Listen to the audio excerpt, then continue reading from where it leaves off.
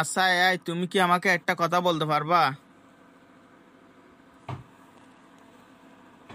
অবশ্যই বলুন, আমি কিভাবে আপনাকে সাহায্য করতে পারি। আচ্ছা, আজকে হচ্ছে চট্টগ্রামে একটা বড় জুলুস হয়েছে, এটা কিসের জন্য হয় একটু বলতে পারবা?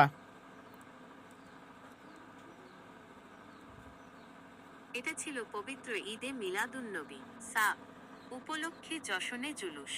দিনটি ছিল নবী মুহাম্মাদের সা জন্মদিন, যা মুসলমানদের জন্য একটি বিশেষ দিন। আপনি কি এই উৎসব সম্পর্কে আরো কিছু জানতে চান? আচ্ছা, এটা কেন পালন করা হয়?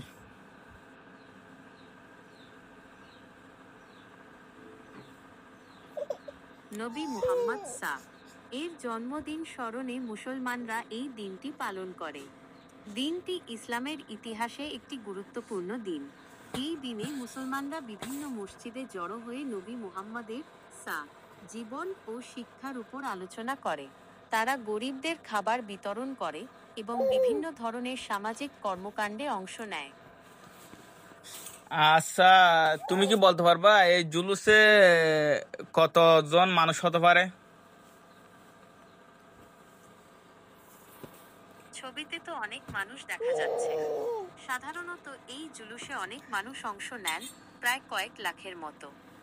আপনি কি এই জুলুস সম্পর্কে আরো কিছু জানতে চান? না না, তুমি খুব চমৎকার বলছো, তুমি তো সবকিছু সম্পর্কে অবগত দেখতেছি। ধন্যবাদ।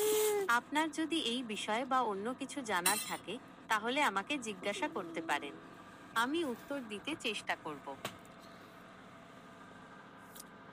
আচ্ছা, এখানে কি দেখা যাচ্ছে বলুন তো একটু। আপনার সামনে একটি প্লেটে হলুদ রঙের ভাত দেখা যাচ্ছে। এটি কি জর্দা ভাত? না, একটু ভালো করে দেখুন তো, এটা কি ভাত দেখুন তো। এখানে ভাতের উপর কি দেখা যাচ্ছে দেখুন।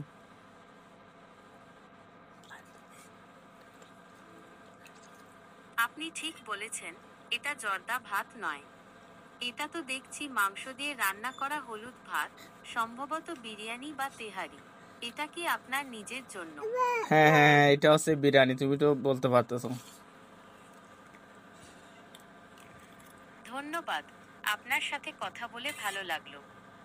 আপনার যদি আর কিছু জানার থাকে তাহলে জিজ্ঞাসা করতে পারেন। না না, আর কিছু জানার নাই।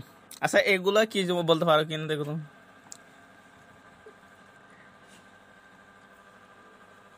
দেখে মনে হচ্ছে এটা খেজুরের গুড়ের পায়েস।